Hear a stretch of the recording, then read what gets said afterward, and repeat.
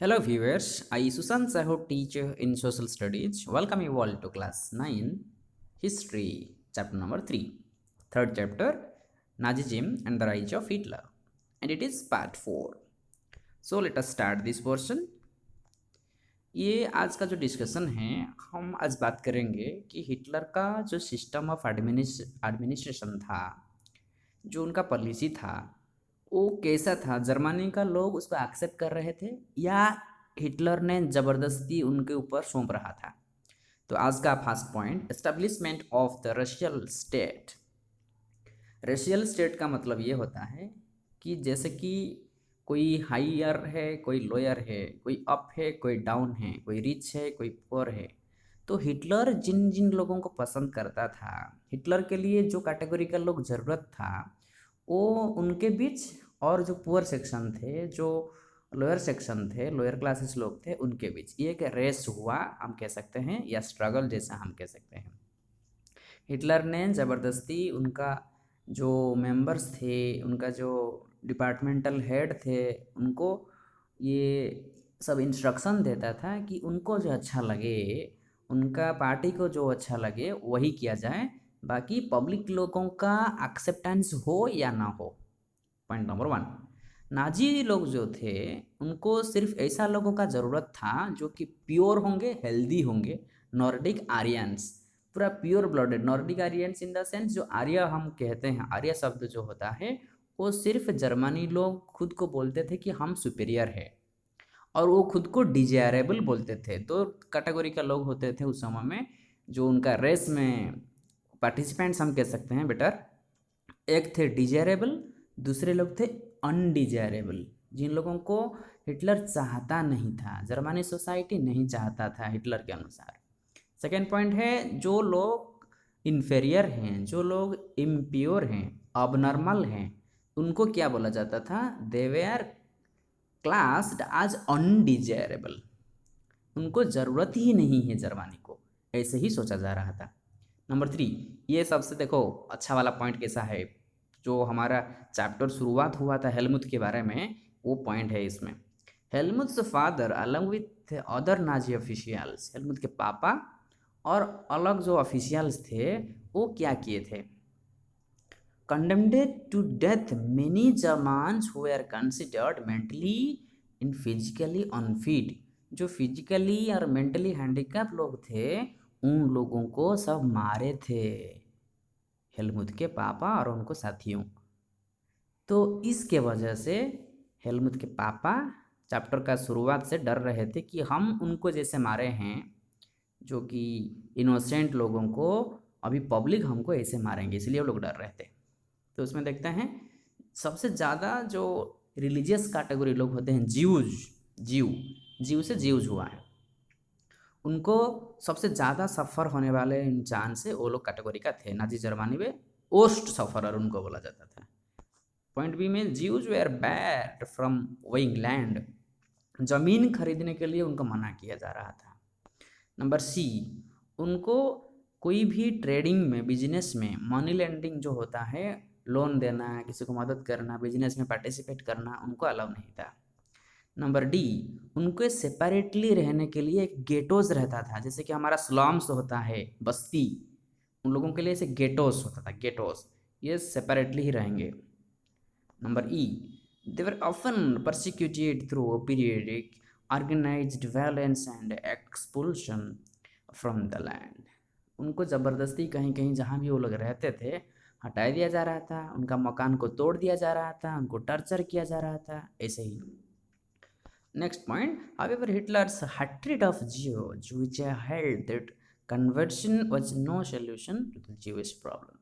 तो हिटलर का ये जो पॉलिसी था, जो एडमिनिस्ट्रेटिव वर्क था, ज्यूज लोगों का कोई भी प्रॉब्लम को सॉल्यूशन नहीं कर पाता था।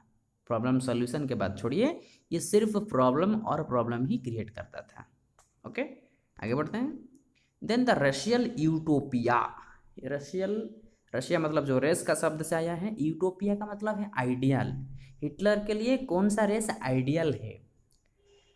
Point number 1, genocide and war. Genocide का मतलब होता है मास किलिंग, बहुत सारे लोगों को एक साथ मार देना। वार तो आपको समझ में आ रहा ही होगा। ये ऐसा होता था हिटलर के समय में, just two sides of the same coin, युद्ध होता था, लोग मारे जाते थे। नंबर 2, ऑक्युपाइड, जर्मनी ने ऑक्युपाई किया पोलैंड को और डिवाइड कर दिया।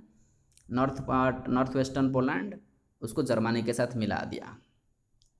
फिर क्या हुआ, जो पोलैंड का लोग थे, पोलिश उनको बोला जाता है, पोलैंड का जो इंटेलिजेंसिया थे, इंटेलिजेंसिया का मतलब ये होते हैं जो कि ज्ञानी गुणी लोग होते हैं, जो कि बहुत इंटेलिजेंट होते हैं, उनको मार दिया गया, मर्डर कर दिया गया, large numbers.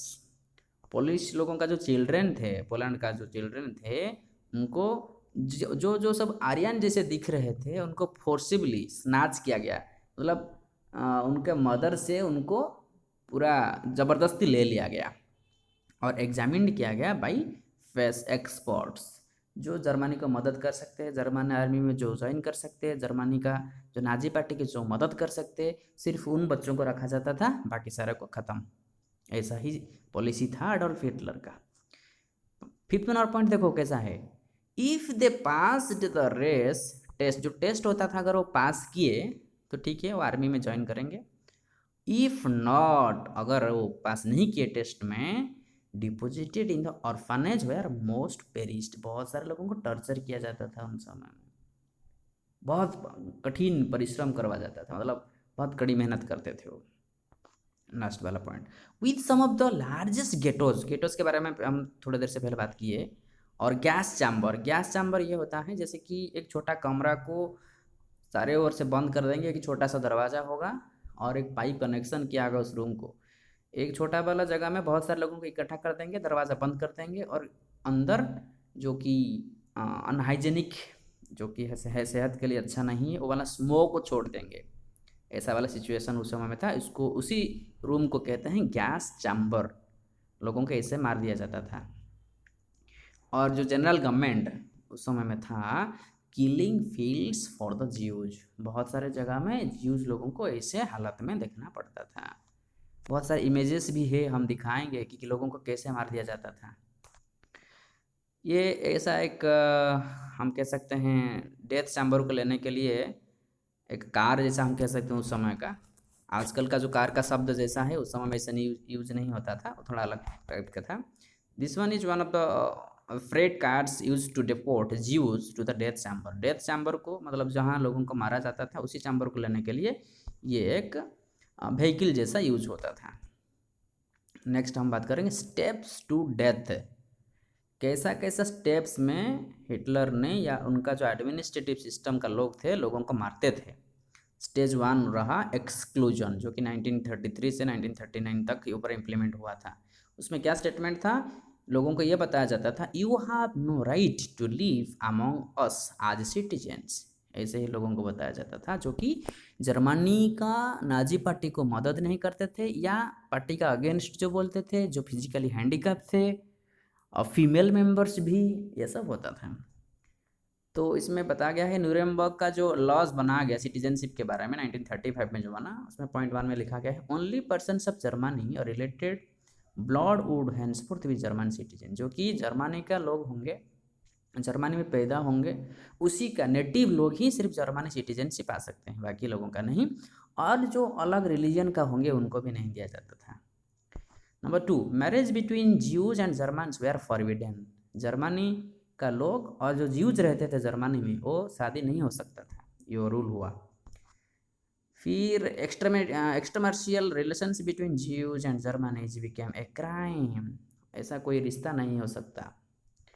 Number 4, Jews were forbidden to fly the national flag. Germany का जो नेशनल फ्लैग था, जो राष्ट्रीय झंडा था, ज्यूज लोगों को ये यूज करना मना किया गया। ये स्टेप नंबर 1 था। ये जो एरिया था, जो पार्क था, जो पब्लिक प्लेसेस था, ये सिर्फ और सिर्फ नाजी लोगों का, जो ज्यूज मतलब जितने सारे ज्यूज थे, अलग रिलीजन का लोग थे, उनके लिए अलाउ नहीं था। इसमें लिखा है देखो, park bench announces for Aryans only, only उन लोगों के लिए है। Next stage 2, गेटोइजेशन। गेटोइजेशन जो कि 1940 से 1944 तक को इम्प्लीमेंट हुआ था। स्टेटमेंट उसमें क्या था, you have no right to live among us, ये था स्टेटमेंट। ये स्टेप्स टू डेथ का सेकेंड स्टेप है। नेक्स्ट हुआ they were kept in Jewish house, अलग रखा रखा जाता था जर्मनी में। गेटोज में रखा जाता था सेपरेटली, लॉज वार्सो जो होता था ईस्ट पार्ट में। और उसमें क्या होता था, एक्सट्रीम मिजरी एंड पॉवर्टी, इन इसका जो एरिया था, जो लोग रहते थे उन लोगों का जो लाइफस्टाइल था बहुत मिजरेबल था, पुअर था, वो पॉवर्टी में ज़िंदगी जी रहे थे वो लोग।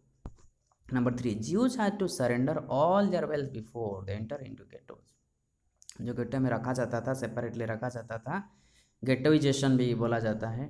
गेटोइजेशन का मतलब सेपरेटली वो लोग रहेंगे, उनके साथ कुछ प्रॉपर्टी नहीं होगा, जो भी सारे सामान होगा वो सरेंडर करेंगे जर्मनी लोग, मतलब जो नाजी पार्टी का सपोर्टर्स को सारे सरेंडर करेंगे, फिर गेटोज को जाएंगे।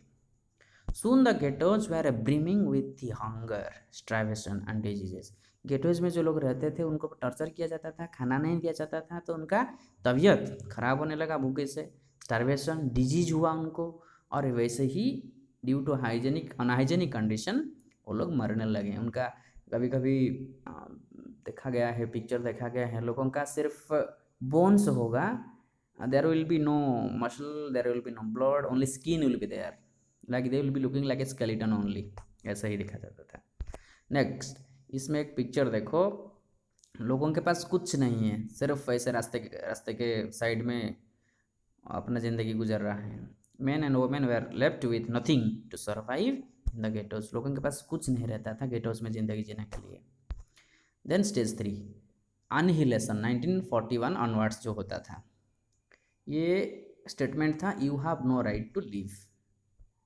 तो इसमें पहला वाला पॉइंट जो है, Jews from Jewish house, concentration camp जो होता था, कंसंट्रेशन कैंप ये होता है जहाँ पर लोगों को लेकर रखा जाता था, एग्जीक्यूट कर दिया जाता, मार दिया जाता था अलग अलग स्टेप्स में।